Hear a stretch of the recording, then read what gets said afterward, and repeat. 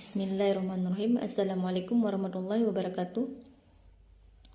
Baik, nama saya Putri Ansari. Saya dari Prodi PAI Unit A semester 2. Alhamdulillahirrabbilalamin. Wassalatu wassalamu ala asrafil anbiya'i wal mursalin wa ala alihi washabbihi ajma'in.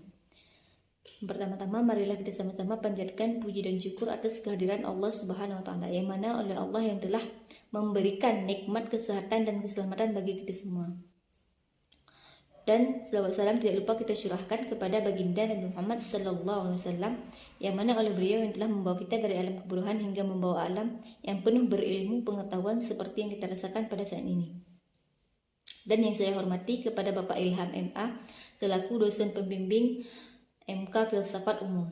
Baik, di sini saya ingin mempresentasikan hasil makalah saya, yaitu tentang sistematika pembagian filsafat. Baik, di sini saya akan menjelaskan apa itu pengertian filsafat dan ada berapa pembagian sistematika filsafat. Baik, sistematika filsafat ialah hasil berpikir dari segala sesuatu yang ada dan yang sudah tersusun secara sistematis.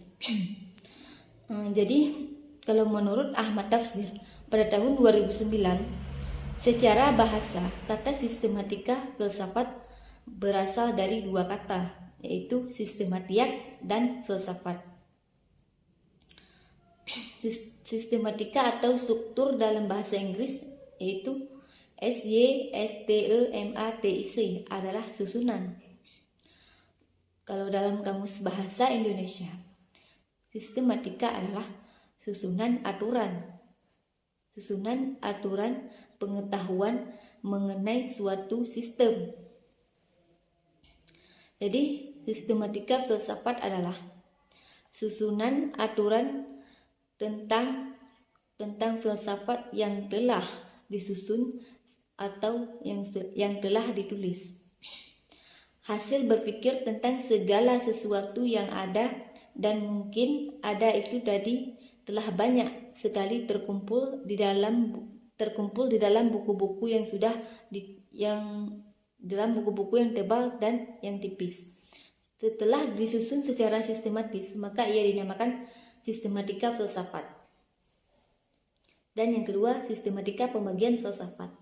Sistematika pembagian filsafat dapat dibagi menjadi 3 macam, yaitu ontologi, dan yang pertama ontologi, yang kedua epistemologi, dan yang ketiga aksiologi. Jadi yang pertama ontologi. Ontologi berasal dari bahasa Yunani, yaitu onto yang artinya hakikat atau ada. Sedangkan logos artinya teori. Jadi ontologi adalah teori yang membicarakan tentang hakikat atau ada dalam kaitannya dengan ilmu. Landasan ontologi yaitu mempertanyakan tentang objek yang ditelaah oleh ilmu, bagaimana wujud hakikinya dan serta bagaimana hubungannya dengan daya tangkap manusia yang berupa berpikir, merasa dan mengindera untuk memperoleh pengetahuan, untuk membuahkan pengetahuan. Objek telaah ontologi tersebut adalah yang membahas tentang yang ada secara universal, yaitu berusaha mencari inti yang dimuat setiap kenyataan yang meliputi segala realitas dalam semua bentuknya.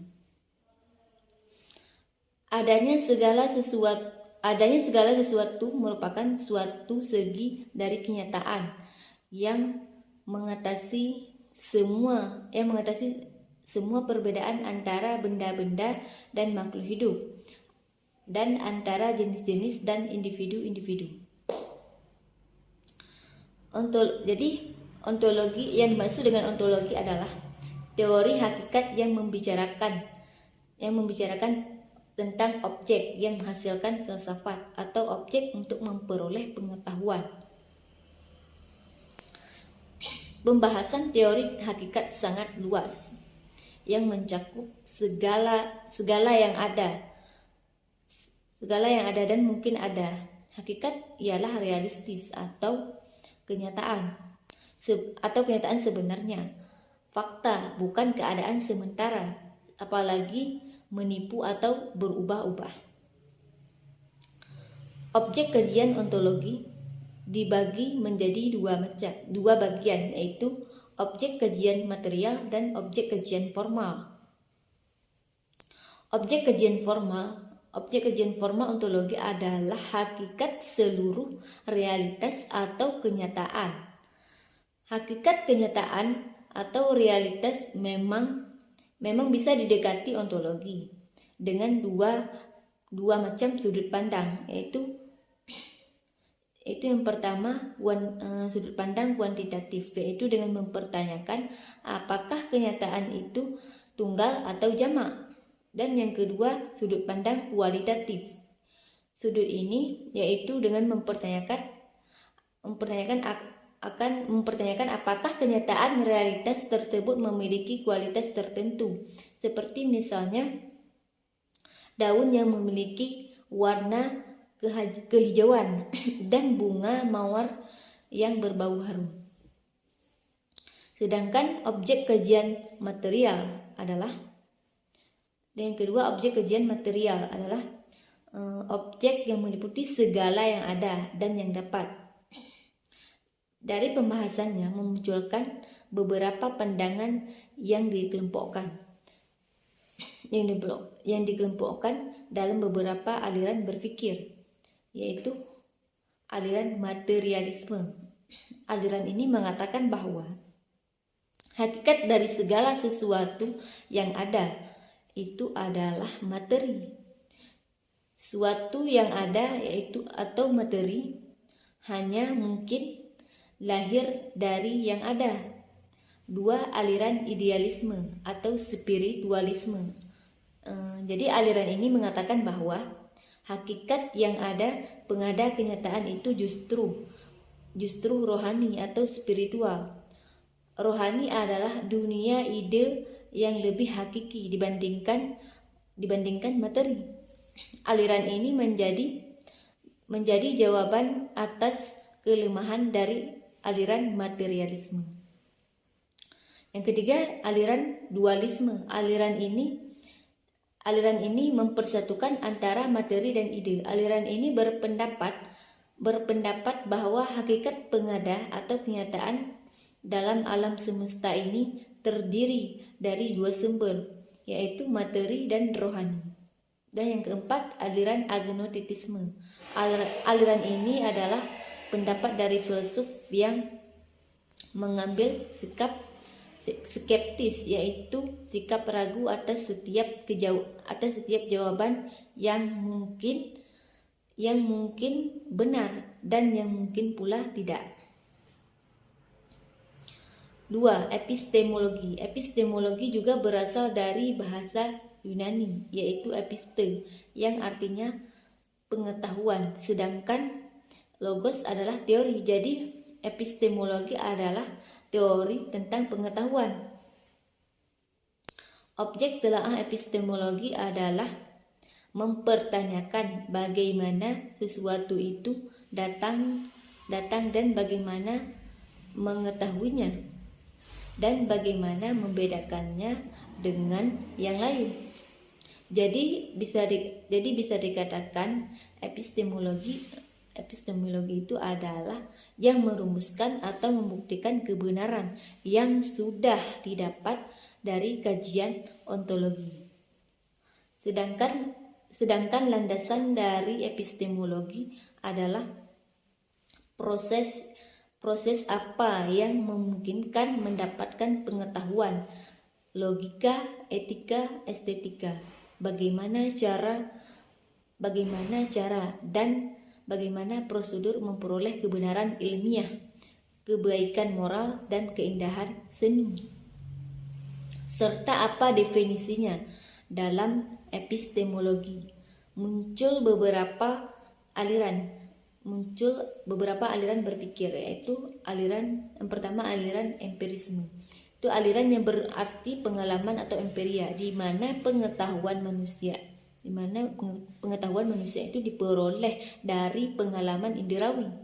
Dan yang kedua aliran rasionalisme. Itu aliran ini tanpa menolak besarnya manfaat pengalaman indera dalam kehidupan manusia. Namun persepsi inderawi hanya digunakan untuk merangsang kerja akal. Jadi disinilah akal berada di atas pengalaman inderawi. Yang ketiga, aliran positivisme. Aliran ini merupakan sintesis dari empirisme dan rasionalisme dengan mengambil titik tolak dari empirisme, namun harus dipertajam dengan eksperimen yang mampu secara objektif menentukan validitas dan reliabilitas pengetahuan. Keempat, aliran intuisionisme atau intuisi, tidak sama dengan perasaan, namun merupakan hasil evolusi pemahaman yang tinggi yang hanya dimiliki manusia. Kemampuan ini yang dapat memahami kebenaran yang utuh, yang tetap, dan yang unik. Dan yang ketiga, aksiologi berasal dari bahasa Yunani, yaitu aksi yang artinya nilai, sedangkan logos artinya adalah teori. Jadi aksiologi itu adalah teori tentang nilai. Aspek nilai ini ada kaitannya dengan kategori baik dan buruk, indah dan jelek.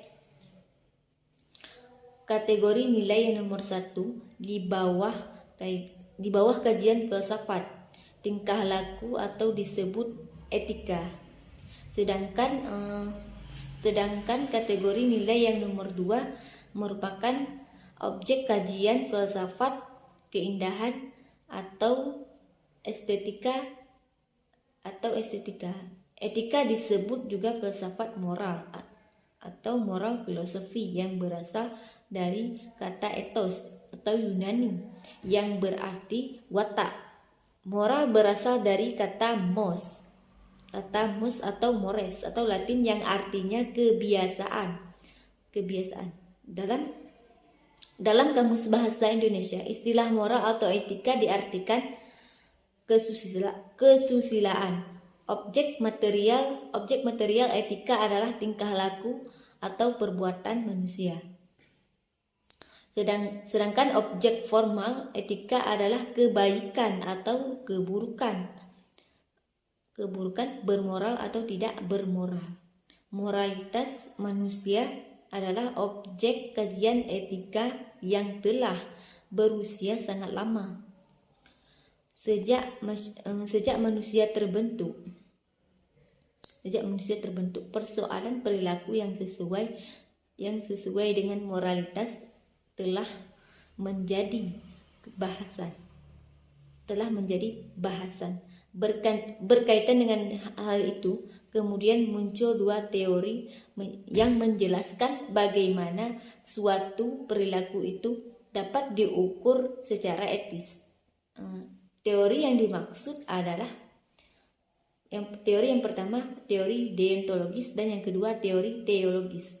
Teori deontologis diilhami oleh pemikiran Immanuel Kant yang terkesan kaku, konservatif dan melestarikan status quo, yaitu yang menyatakan bahwa baik buruknya suatu perilaku dinilai dari sudut tindakan itu sendiri dan bukan dari akibatnya.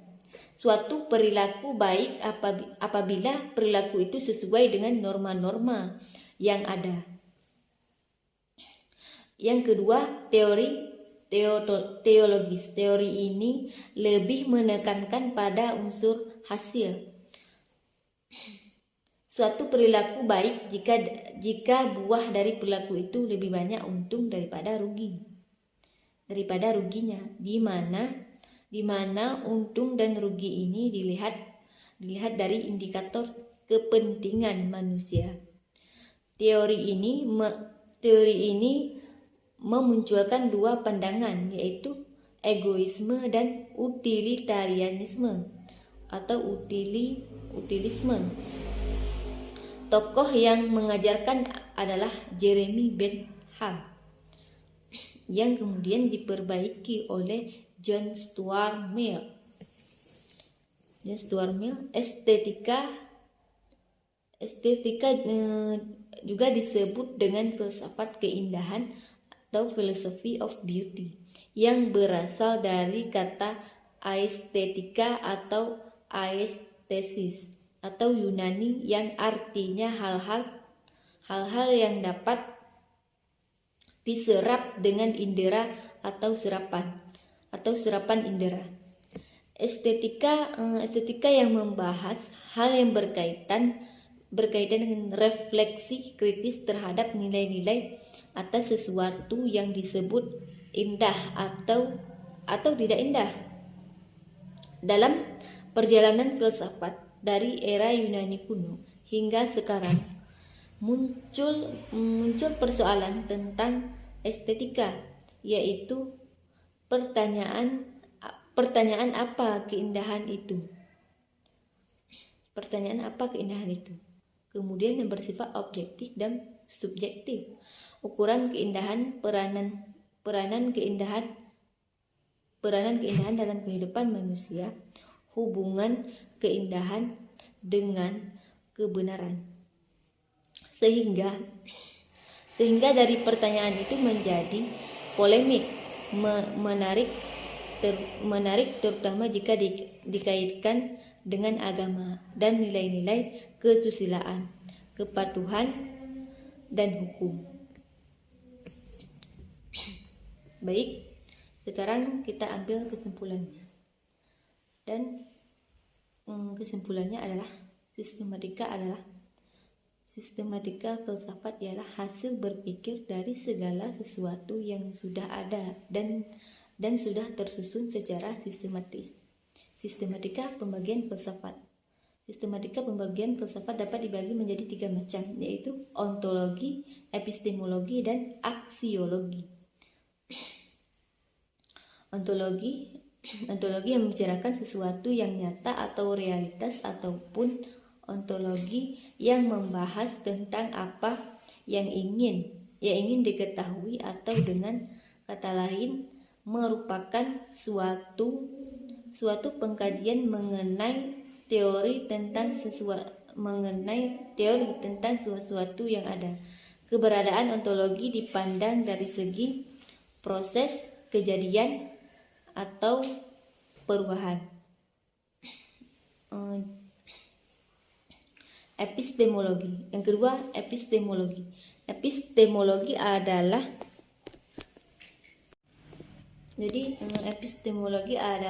cabang filsafat yang mempelajari cara untuk memperoleh pengetahuan.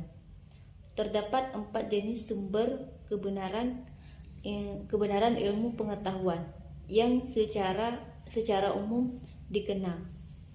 Pertama, bahwa sumber asli seluruh pengetahuan adalah wahyu, akal, panca indera, dan intuisi. Dan yang ketiga, aksiologi. Aksiologi juga berasal dari bahasa Yunani, yaitu aksi yang artinya nilai, sedangkan logos artinya teori. Jadi aksiologi itu adalah teori tentang nilai. Aspek nilai ini ada kaitannya dengan kategori baik dan buruk, indah dan jelek. Kategori nilai yang nomor 1 di bawah kajian